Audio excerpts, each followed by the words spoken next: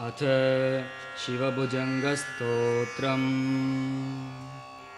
गलद्दानखण्डं मिलद्भृङ्गषण्डं चलच्चारुषुण्डं जगत्त्राणशौण्डं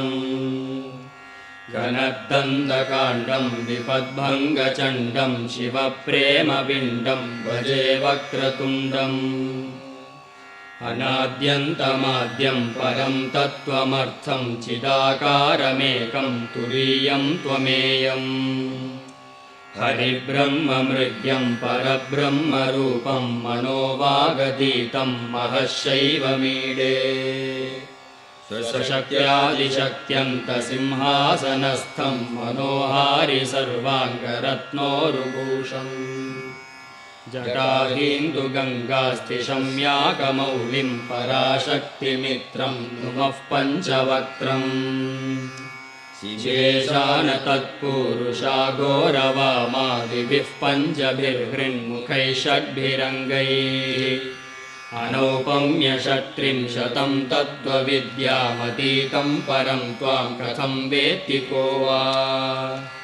प्रवालप्रवाहप्रभाषोणमर्धं मरुत्वन्मणिश्रीमहश्याममर्धम् गुणस्यूतमेतद्वपुश्चैवमन्तः स्मरामि स्मरापत्तिसम्पत्तिहेतुम् स्वसेवा समायातदेवासुरेन्द्रानमन्मौलिमन्दारमालाभिषिक्तम् नमस्यामि शम्भो पदाम्बोरुहं ते भवाम्बोधिपोतं भवानी विभाव्यम् जगन्नाथमन्नाथ गौरीसनाथ प्रपन्नानुकम्पिन् विपन्नाक्तिहारिन् महस्तोममूर्ते समस्तैकबन्धो नमस्ते नमस्ते पुनस्ते नमोऽस्तु विरूपाक्ष विश्वेश विश्वादिदेव त्रयीमूलशम्भो शिवत्र्यम्बकत्वम् प्रसीद स्मरत्राहि पश्यावमुक्त्यै क्षमां प्राप्नुहि त्र्यक्षमां रक्ष मोदात् महादेव देवेश देवादिदेव स्मरारे पुरारे यमारे हरेति ब्रुवाण स्मरिष्यामि भक्त्या भवन्तं ततो मे दयाशीलदेव प्रसीद त्वदन्यः शरण्यः प्रपन्नस्य नेति प्रसीद स्मरन्नेव अन्यास्तु दैन्यम् न चेत्तेव वैद्भक्तवात्सल्यहानिस्ततो मे दयालो सदा सन्निधेहि अयं दानकालस्त्वहं दानपात्रं भवानेव दाता त्वदन्यं न याचे भवद्भक्तिमेव स्थिरां देहि मह्यं कृपाशीलशम्भो कृतार्थोऽस्मि तस्मात् पशुं वेत्ति चेन्मां तमेवाधिरूढः कलङ्कीति वा मूर्ध्नि तत्से तमेव द्विजिह्वः पुनः सोऽपि ते कण्ठभूषा त्वदङ्गीकृता सर्वे धन्याः न शक्नोमि कर्तुं परद्रोहलेशं कथं प्रीयसे त्वं न जाने गिरीश तथा हि प्रसन्नोऽसि कस्यापि कान्तासु तद्रोहिणो वा पितृद्रोहिणो वा स्तुतिं ध्यानमर्चां यथावद्विधातुं भजन्नप्यजानन् महेशावलम्बे त्रसन्तं सुतं त्रातुमग्रे मृकण्डो यमप्राणनिर्वापनं त्वत्पदाब्जम् शिरोदृष्टिहृद्रोगशूलप्रमेहज्वरार्शो जरायक्ष्महिः काविशार्तान् त्वमाद्योऽभिषग्भेषजं भस्म शम्भो त्वमुल्लाघयास्मान् नपुर्लाघवाय दरिद्रोऽस्मि भद्रोऽस्मि भग्नोऽस्मि दूये विषण्णोऽस्मि सन्नोऽस्मि खिन्नोऽस्मि चाहम् भवान् प्राणिनामन्तरामासि शम्भो ममादिं न वेत्सि प्रभो रक्ष मां त्वम् त्वदक्ष्णो कटाक्षः पतेत्र्यक्ष यत्र क्षणं क्ष्मा च लक्ष्मी स्वयं तं वृणाते किरीटस्फुरच्चामरच्चक्रमाला कलाची गजक्षौमभूषा विशेषैः भवान्यै भवायापि मात्रे च पित्रे मृडान्यै मृडायाप्यघन्यै मघग्ने शिवाङ्ग्यै शिवाङ्गाय कुर्मः शिवायै शिवायाम्बिकायै नमस्त्यम्बकाय भवद्गौरवं मल्लघुत्वं विदित्वा प्रभो रक्षकारुण्यदृष्ट्यानुगम्माम् शिवात्मानुभावस्तु तावक्षमोऽहं स्वशक्त्या कृतं मे पराधं क्षमस्व यदा कर्णरन्ध्रं व्रजेत्कालवाहद्विषत्कण्ठकण्ठागणात्कारणादः वृषादीशमारुह्य देवोपमाह्यं तदा वत्समाधीरिति प्रीणयत्वम् यदा दारुणा भाषणा भीषणा मे भविष्यन्त्युपाते कृतान्तस्य दूताः तदा मन्मनस्त्वत्पदाम्बोरुहस्थं कथं निश्चलं स्यान्नमस्तेऽस्तु शम्भो यदा दुर्निवारभ्यथोऽहं शयानो रुढन्निःश्वसन्निःसृताव्यक्तवाणिः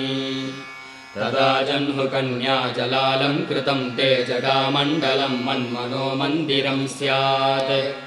यदा पुत्रमित्रादयो मत्सकाशे रुदन्त्यस्य हाकीवृषीयं दशेति तदा देवदेवेश गौरीश शम्भो नमस्ते शिवायेत्यजस्रं ब्रवाणि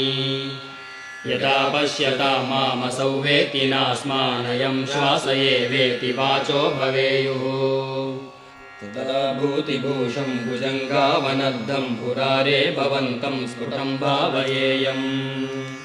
यदा यातना देहसन्देहवाही भवेदात्मदेहे नमोहो महान्मे तदाकाशशीतांशु सङ्काशमीश स्मरारे वपुस्ते नमस्ते स्मराणि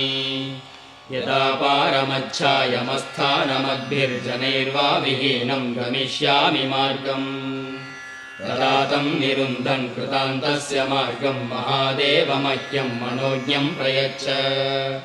यदा रौरवादि स्मरन्येव भीत्या व्रजाम्यत्र मोहं महादेवघोरम्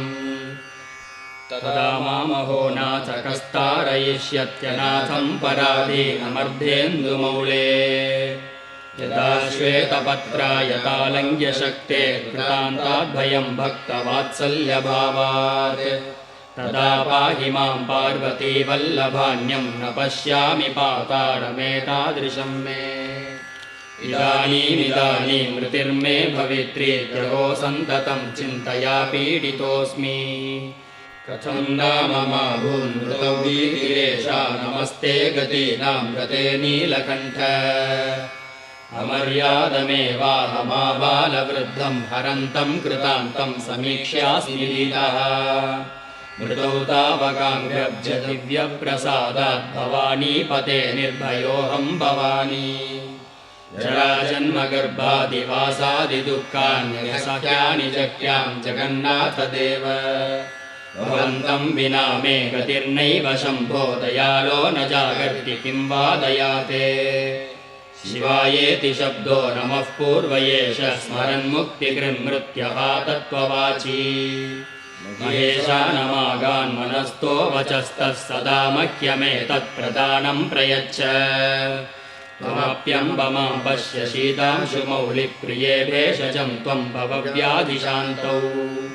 बहुक्लेशभाजं पदाम्बोजपोते भवाब्दौ निमग्नं नयस्वाद्यपारम्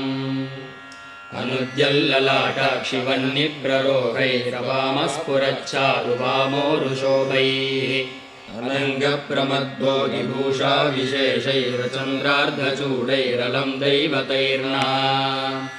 अकण्ठे कलङ्गादनङ्गे भुजङ्गादपाणौ कपालादपालेन लक्षात् अमौलौ शशाङ्गादवामे कलत्रादहं देवमन्यं न मन्ये न मन्ये महादेव शम्भो गिरीशत्रिशूलं त्वयीदं समस्तं विभातीति यस्मात् शिवादन्यथा दैवतं नाभिजाने शिवोऽहं शिवोऽहं शिवोऽहं शिवोऽहम्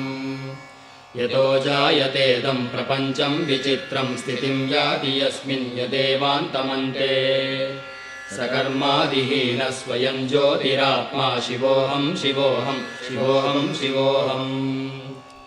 किरीटे निशेषो ललाटे हुताशो भुजे भोगिराजो गले कालिमा च तनौ कामिनी यस्य तत्तुल्यदेवं न जाने न जाने न जाने न जाने